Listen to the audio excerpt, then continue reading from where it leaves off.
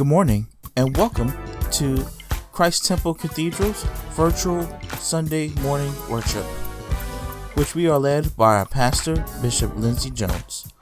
Our mission is to be passionate about loving God, following Christ, and impacting the world. Our service will include one song selection, the preached word by Bishop Jones, and a closing song with closing remarks. Thank you. Please enjoy the service.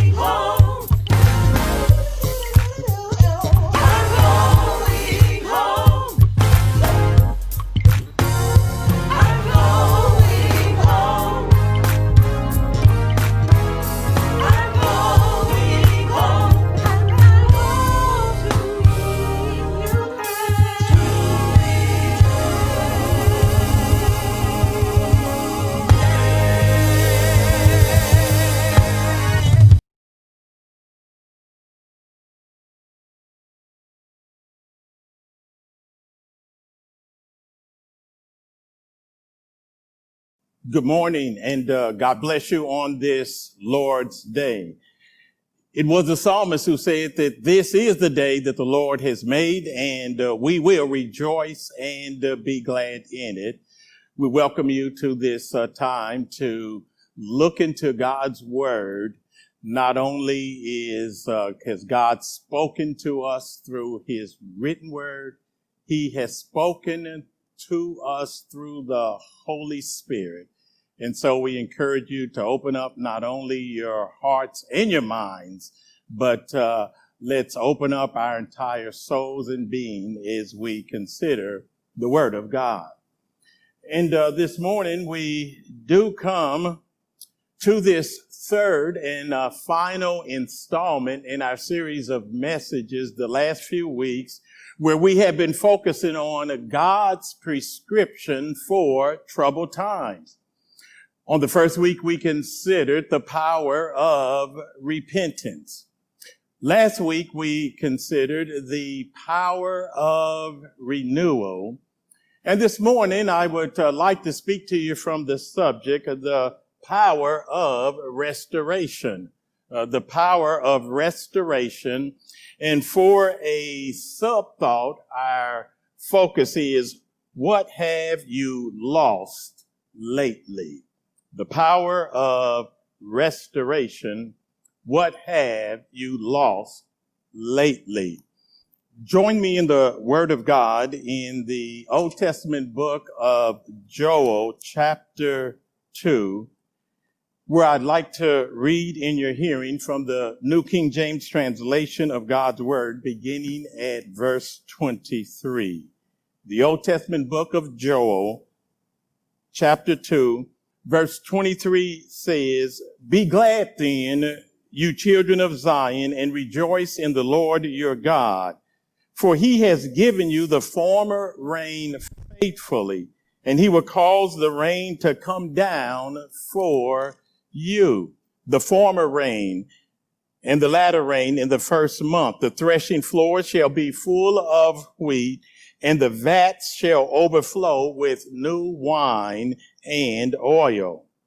And then God says in verse 25, I will restore to you the years that the swarming locust has eaten, the crawling locust, the consuming locust, and the chewing locust, my great army, which I sent among you. You shall eat in plenty and be satisfied, and praise the name of the Lord your God, who has dealt wondrously with you. And my people shall never be put to shame. And then verse 27 says, then you shall know that I am the Lord in the midst of Israel, and I am the Lord your God, and there is none other. My people shall never be put to shame. And one day there was a British newspaper that reported a woman who had hidden $20,000 worth of jewelry in a plastic bag. And she was hoping to prevent burglars from finding it. Later, having forgotten, she accidentally threw the bag out with her garbage. But praise God, several workmen searched for 9 hours in a landfill before finding her treasure and restoring it. I don't know about you, but have you lost or had something stolen lately? Whether it's a prized possession, a family heirloom, maybe you've lost just your joy, your peace, your praise, and yes, maybe you have lost or someone has stolen your money. And certainly if there's anyone who knows the pain of losing stuff, it is yours truly. But also if there's anyone who knows the joy of recovering that which is lost, it's also yours truly. And I'm here today to proclaim and declare from the authority of God's word that whatever the enemy has taken from you or you have lost, whether it's your fault or others, whether it's something you've lost physically or emotionally or financially or mentally or spiritually, no matter what you've lost, no matter what you have, what's been taken from you, did you know that we serve a God who specializes in restoring that which we've lost? And here in our text in Joel chapter 2, an invasion of locusts had stripped God's people of virtually everything they materially owned. According to chapter 1, verse 4, Israel's crops had been destroyed by a pestilence, an invasion, and the impact lasted more than a year.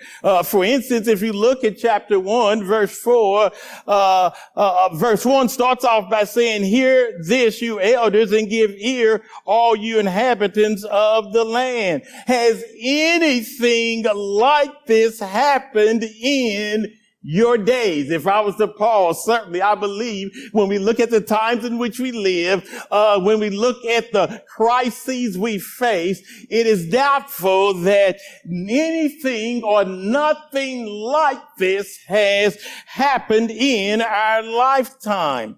But then in verse 4, Joel goes on to say, what the chewing locust left, the swarming locust has eaten. What the swarming locust has left, the crawling locust has eaten.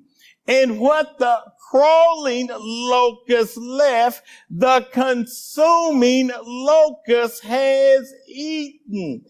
And overall, there is the picture that if it wasn't an invasion of locusts and plagues over consecutive years, it was likely that in 1 year there was such damage and there was such devastation that it had a multi-year impact.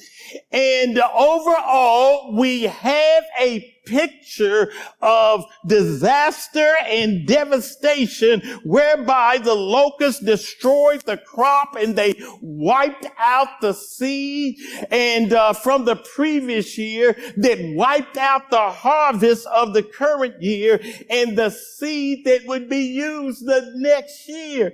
And there is this picture of a level of loss and devastation that would have an impact for years to come. And first of all, when it comes to the power of restoration, we want to understand here in this passage what I want to call the reason for restoration. The reason for restoration.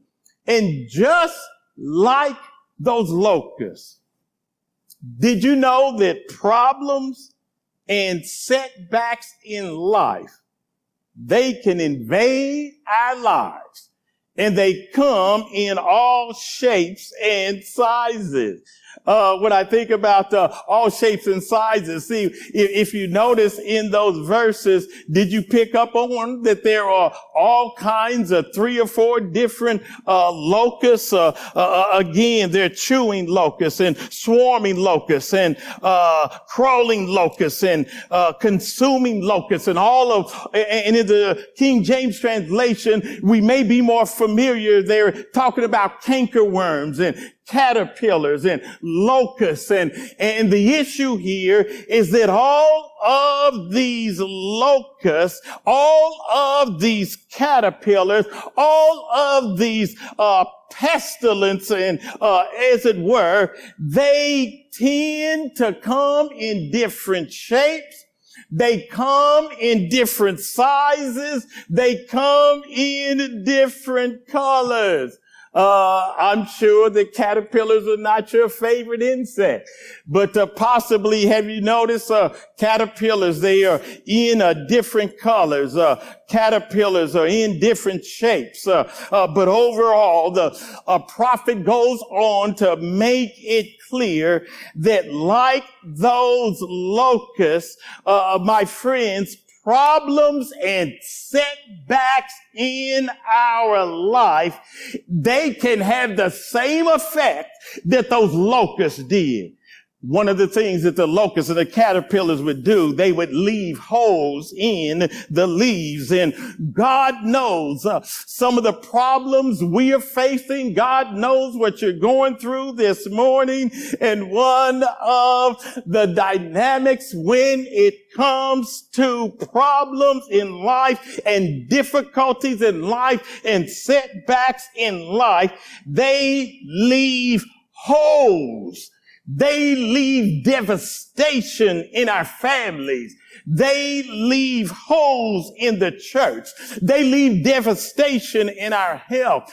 They leave holes in our jobs, in our finances, and in our relationships. And not only when problems come in our lives, not only when trials come in our lives, like locusts, like pestilence, like plagues, they not only devastate, but also problems and setbacks in our lives not only leave these gaping holes in our heart,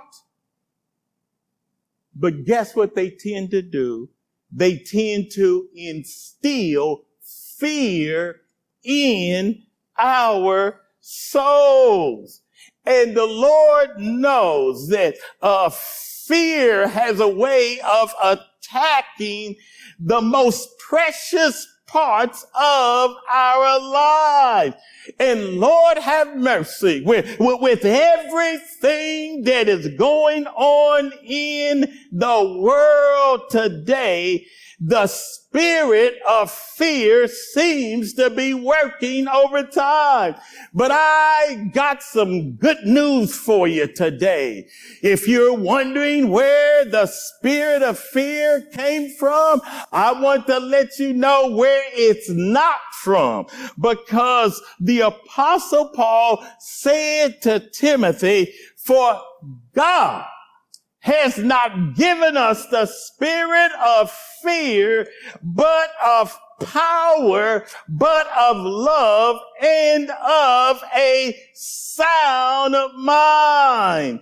And yes, we may have every reason to fear, but that spirit doesn't come from God.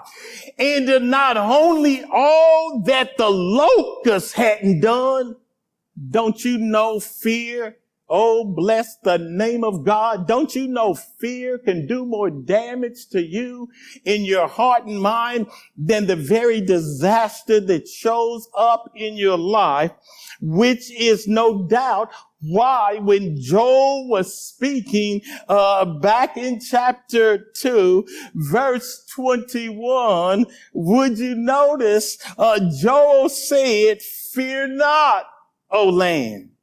Be glad and rejoice, for the Lord has done marvelous things." Look at verse 22. He says again, "Do not be afraid."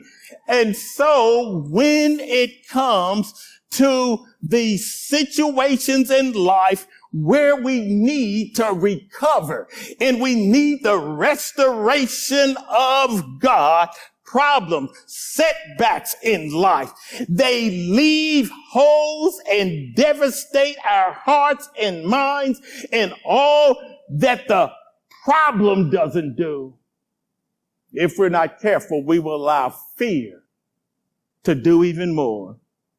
I like what someone has said. Someone has said we can conquer our fears. To admit that we are afraid is to admit that we are human. But to admit being afraid and then trusting the Lord and going forward, that will take the fear out of fear. And so nothing wrong with being afraid, but it's everything wrong with not trusting God and being willing to press on. And so no matter what you're facing today, whether it's physical sickness, whether it's mental and emotional challenges, or whether it is the effects of all that's going on, when problems and setbacks invade like a host of locusts, God calls us to not be afraid. But how do we respond? How do we recover in times of devastation? Which leads me to the road of restoration, the road of restoration. And when it comes to the road of restoration, I want you to know this morning that God sometimes allows us to hit rock bottom before we'll allow him to take us somewhere better. Let me repeat that. The road to restoration affirms that sometimes God will allow us to hit rock bottom before we will allow him to take us to somewhere better. And it was only after the plague of the locust that they stopped trying to rely on themselves and began to look to God to replace their pain with his gain. Yes, sometimes God has to bring us to the end of ourselves. Sometimes God has to allow us to hit rock bottom. Sometimes we have to go down before we can go up. Now we know that's true of a drug addict or an alcoholic, don't we? For instance, if you know anyone who is an addict, you know until they hit rock bottom or a real point of crisis where they can go no further, often it is then and only then that they realize they need help. Well, what's true of an addict can also be true of you and true of me. Well, you may say, oh, well, I'm not an addict. Well, no, we may or may not be addicted to certain substances, but did you know we can get addicted to our comfortable lives and comfortable lifestyles? No, you may or may not be addicted to a substance, but we can easily become addicted to and dependent upon having a regular paycheck. No, you may or may not be addicted and controlled by an illegal substance, but sometimes we allow our comfortable situation in life to control us, and we are unwilling to risk obeying and trusting God with that which we do have. And so there are some times in life God will allow our lives to end up at rock bottom. Sometimes God will allow situations to come into our life which we can no longer control. But when the trials of life shows up, God will let us hit rock bottom in order to position us because he wants to take us someplace better. The fact is, major losses in our lives can either lift you up or lower you. In other words, they can either raise you up to a new level of spiritual faith in God, or you can allow losses to pull you down to a lower level or no faith at all. There are simply some times when we don't see that God is up to something when it seems like we are down to nothing. There are times that when we look at our situation, what we don't see is that God is in it after all. Matter of fact, there was a lady who she was going for a walk with her 2-year-old daughter. And while she was going for a walk with her 2-year-old daughter, suddenly the toddler let go of her mother's hand and began to run ahead with her frantic mother chasing close behind. The little girl was about to stepped into a busy street when all of a sudden she lost her balance and fell. Well, as that mother stooped down to pick up her daughter who was bruised from falling, she shuddered to think what might have happened had her daughter not lost her balance and fallen down. In the process of losing her balance, it ended up saving her life. And at that moment, that mother realized a surprising blessing and a valuable lesson in her daughter's bruises that she now began to try to soothe. My friend, she realized that had there been no bruises, then that daughter would have lost her life. Sometimes in my life, sometimes in your life, the very incident that we see hurtful is God's way of protecting us from worse harm. It was Helen Keller, the girl famous for being deaf and blind, yet learning to talk. This is what she said. She said, when one door closes, another opens. But we often look so regretfully at the closed door and we don't see the one that God has opened for us. There is something about God that there will be some doors that closes in our life, and I don't know what doors have been closing in your life. You may have been trying to seek some different path for your life, but the door has closed. You might have had a dream for your life, and opportunity after opportunity seems to close, and the opportunity slams right in your face, as they may say. I want you to know that any time one door closes, God might be closing one door because he wants to open up another door. And so did you know that sometimes your setbacks are often setups in the skies?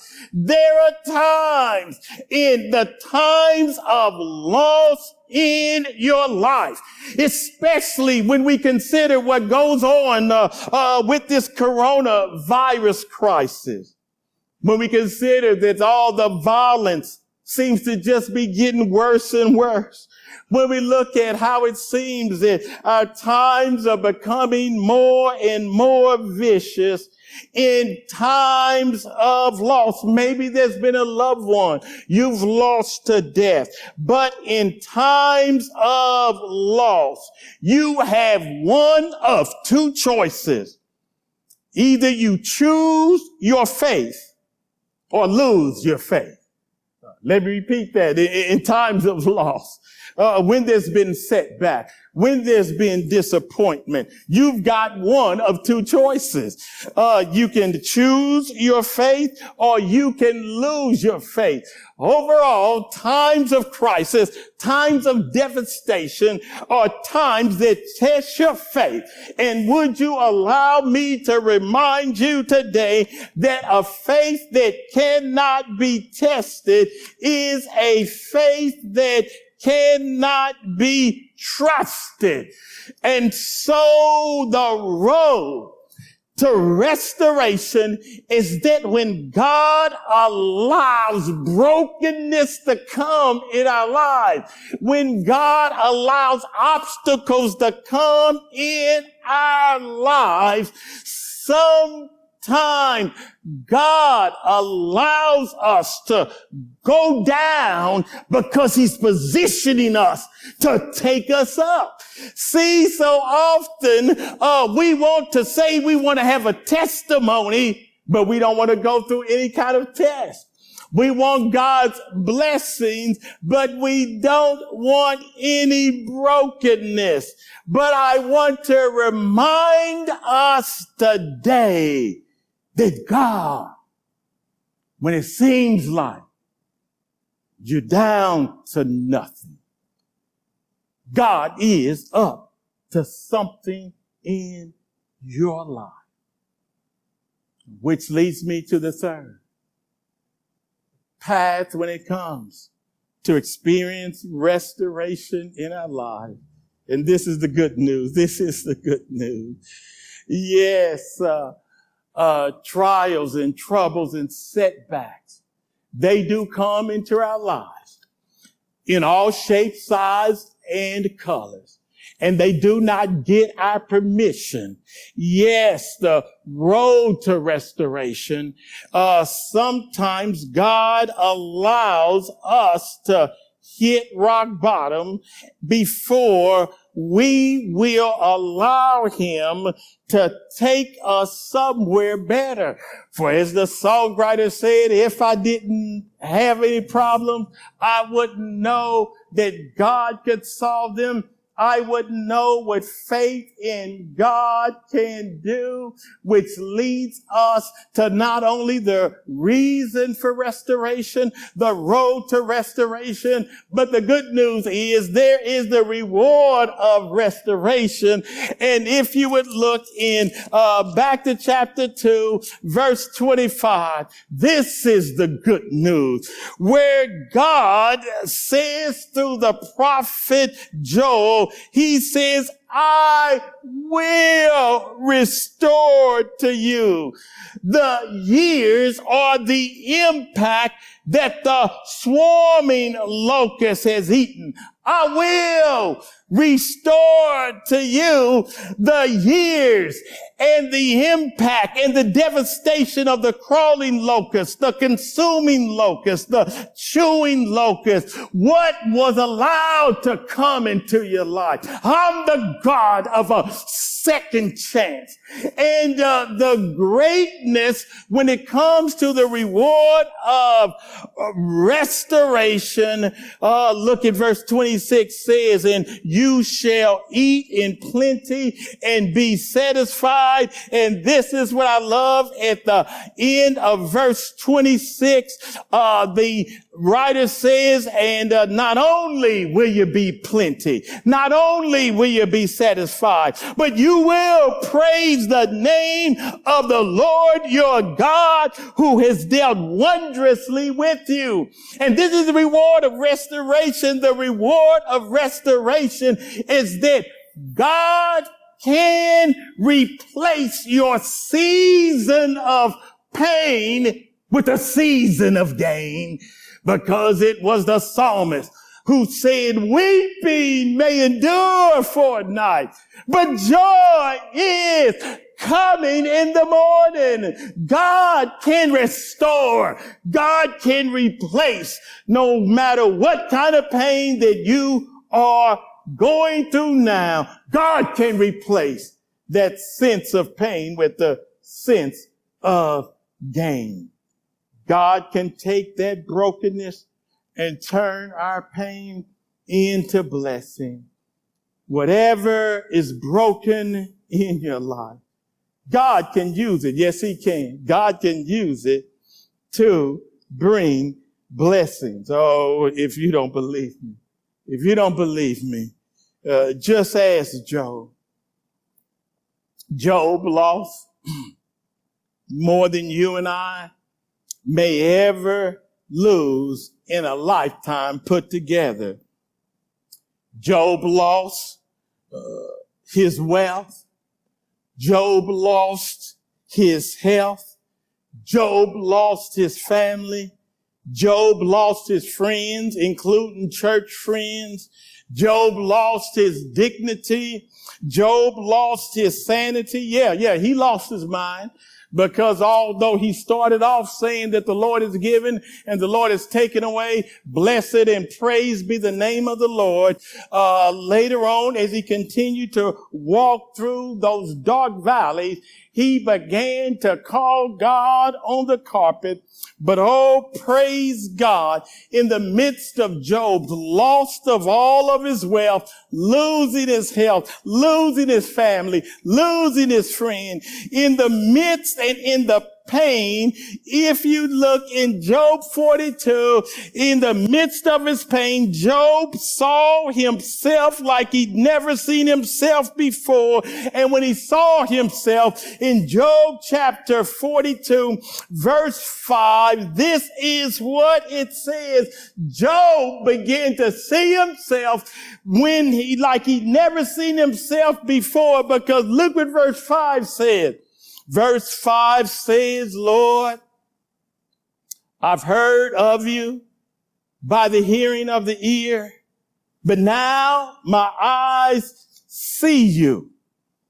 Therefore I abhor myself, and there is our word, and I repent in dust and ashes. Job, in the midst of all that he was going through, began to see God like he'd never seen God before, but also he began to see himself like he'd never seen himself before. And that's sometimes what difficulties and trials and setbacks do.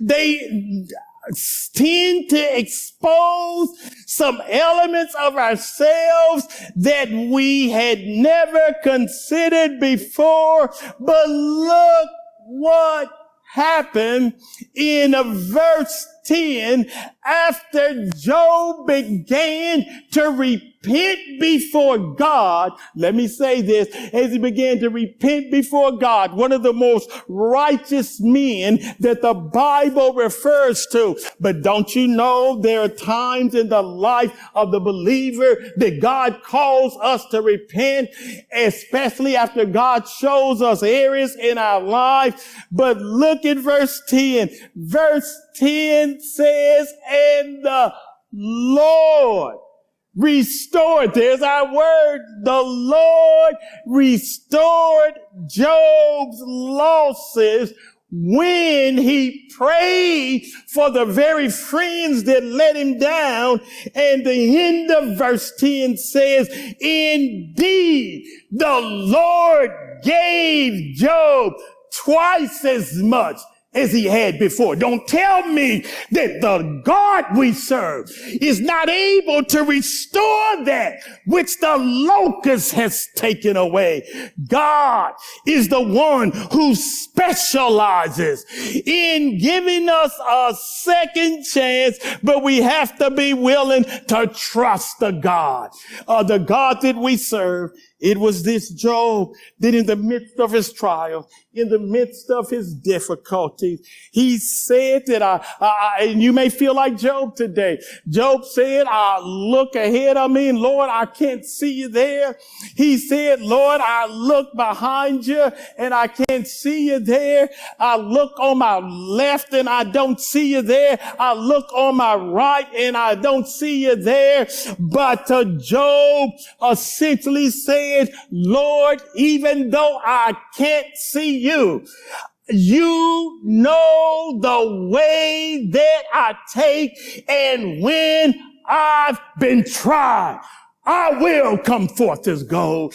Friends, God is working some gold in your life. No, it may not be financial gold, but it may be some kind of gold that the bank can't give you. God wants to make us better rather than make us bitter. God wants this season to lift us up in our walk with him rather than take us down to doubting him.